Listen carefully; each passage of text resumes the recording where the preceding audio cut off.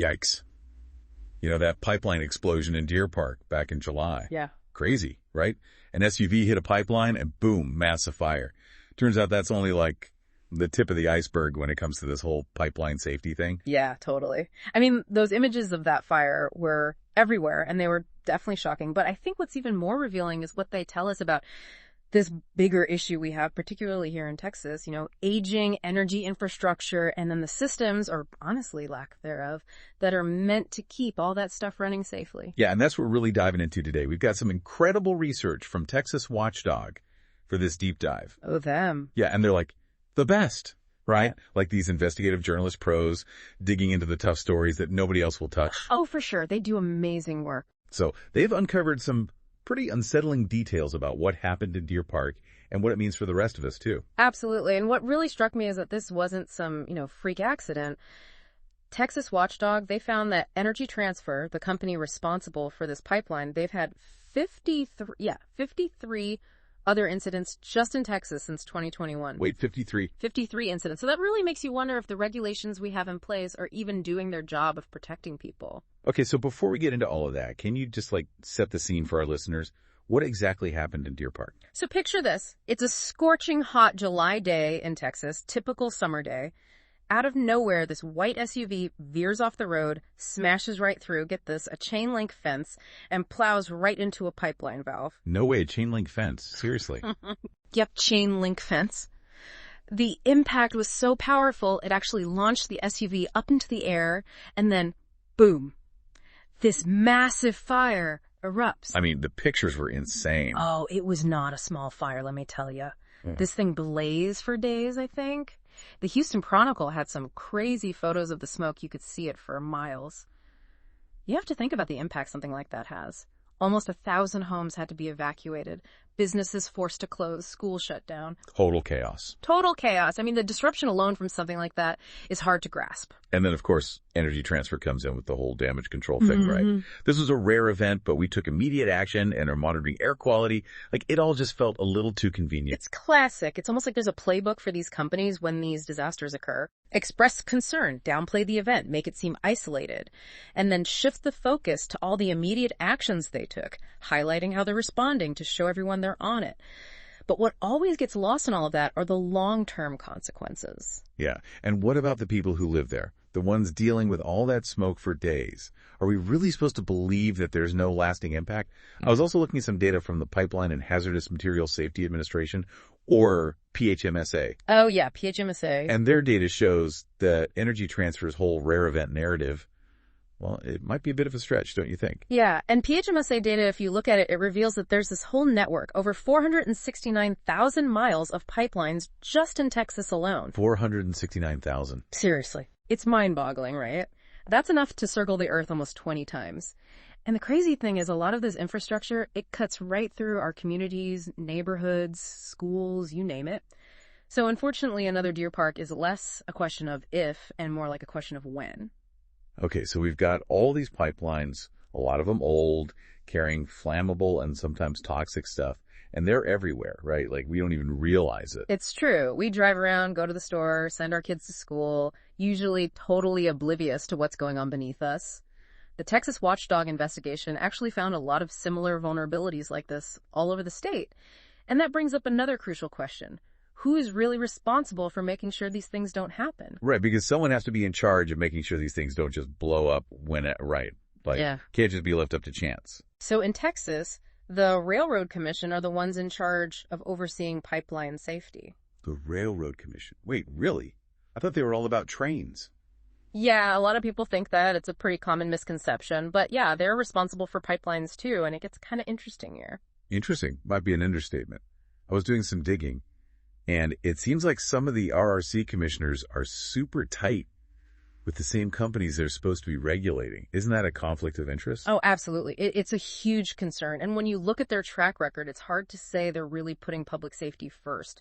Remember that Sunset Commission report we talked about? They found out that the RRC's Pipeline Safety Division only has 150 inspectors. Hold on, 150 inspectors? For how many miles of pipeline? For almost 500,000 miles of pipeline. You're kidding me. That's like having a couple of lifeguards watch the entire Texas coastline. doesn't make sense. I know. It's basically a recipe for disaster. Companies like Energy Transfer, they can pretty much do whatever they want because they know the chances of getting caught, let alone facing real consequences, are slim to none. And as we saw in Deer Park, the consequences can be absolutely catastrophic. Seriously, it's scary to think that something as simple as a chain link fence was the only thing standing between a massive explosion and a whole neighborhood. It just makes you wonder, what other dangers are lurking out there that we don't even know about? That's the thing. The explosion itself was terrifying, but there's all this long-term stuff that nobody talks about. Environmental damage, health risks, the psychological trauma it inflicts on these communities. It's like they get hit with this 1-2 punch. First the disaster, and then they're left dealing with the fallout for years to come. Exactly. Look at Deer Park. Even before the explosion, they were already dealing with so much pollution from all the refineries and chemical plants nearby. This explosion just adds another layer of burden on a community that's already struggling. It makes you worry about air quality, long-term health problems, especially for vulnerable people like kids and older folks. It's heartbreaking. Yeah. And what about the emotional toll? Imagine living through something like that, seeing your neighborhood up in flames. The fear alone must be crippling. It is. It's the silent crisis, the fear of it happening again, the potential health problems that might pop up years down the line, the feeling that nobody's listening to their concerns. These are all real and valid concerns, and we need to take them seriously. Thankfully, there are some groups out there fighting for these communities. Okay, so it's not all doom and gloom then. Tell me there's some hope here. What can we do to make these pipelines safer and hold the people responsible accountable? Oh, there's always hope. And there are definitely things we can do. But first, we have to acknowledge there's a problem and demand better. We can't just accept these disasters as the cost of doing business, We need to be more proactive, not just react after something terrible happens. So where do we even start? What concrete steps can people take? Well, first things first. We have to give regulatory agencies, like the Railroad Commission, more power. That means giving them the resources they need, more staff, more authority to actually do their jobs effectively. You mean like actually enforcing safety regulations and giving companies who break the rules more than a slap on the wrist? Yeah. Like real consequences. Exactly. We need to make it too risky and expensive for these companies to cut corners on safety. But it's not just about the RRC. We have to expose these cozy relationships between regulators and the industry. Right, because those conflicts of interest are a huge part of the problem. But that's going to be a tough fight, right? Yeah. The oil and gas industry has a ton of power and influence. Oh, yeah, no doubt about that. But they don't have all the power. We, the people, have a voice too, and we need to use it. So you're saying this isn't just about pipelines. It's about accountability, transparency, and making sure those in charge hear what we have to say. Exactly. You got it. Okay, so how do we make our voices heard? What can people listening right now do to make a difference? Well, it starts with just being aware of the issue, Talk to people, your friends, family, neighbors, whoever about it. The more people who understand what's going on and the risk involved, the better our chances of actually seeing some change. It's about getting people talking, right? Boy. Like making pipeline safety something we all care about, not just something that's happening in some far-off place. Exactly. And because these pipelines are often hidden underground, it's easy for people to forget about them and the dangers they pose. But the reality is, this affects all of us. It's like out of sight, out of mind. But just because we don't see them every day doesn't mean they can't hurt us. Exactly. And when it comes to making your voice heard, knowledge is key. The more you know about the pipelines in your community, like what's being transported through them, what safety measures are in place, things like that, the better equipped you'll be to demand change. Okay, so how do we even find that information? It's not like it's just listed in the phone book, right? You can start by checking out the National Pipeline Mapping System online. They've got these interactive maps that show you exactly where pipelines are located and which companies are running them. Okay, so that's super helpful. So know your pipelines, talk to your neighbors. Then what? How do we get the people in charge to actually listen? Hit them where it counts. Contact your elected officials. Let them know that pipeline safety is a priority for you. And when it's time to vote, support candidates who are pushing for stricter regulations and more accountability in the industry. So we're talking about making this an election issue, putting pressure on those who represent us to finally take action. Exactly.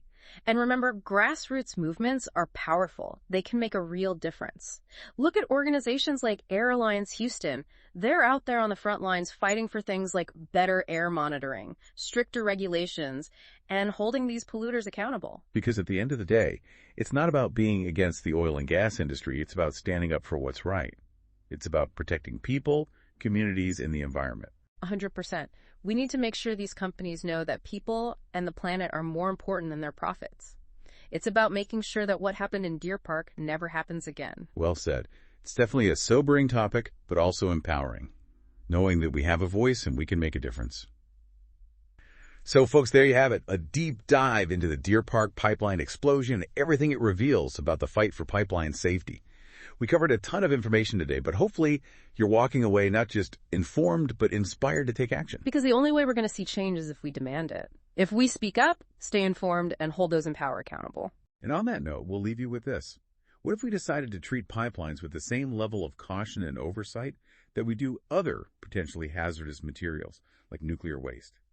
Think about it. If a facility storing nuclear waste was only protected by a chain-link fence, people would freak out, right? Why should pipelines, which can cause just as much, if not more, damage and devastation, be any different? Until next time, stay curious, stay engaged, and most importantly, stay safe.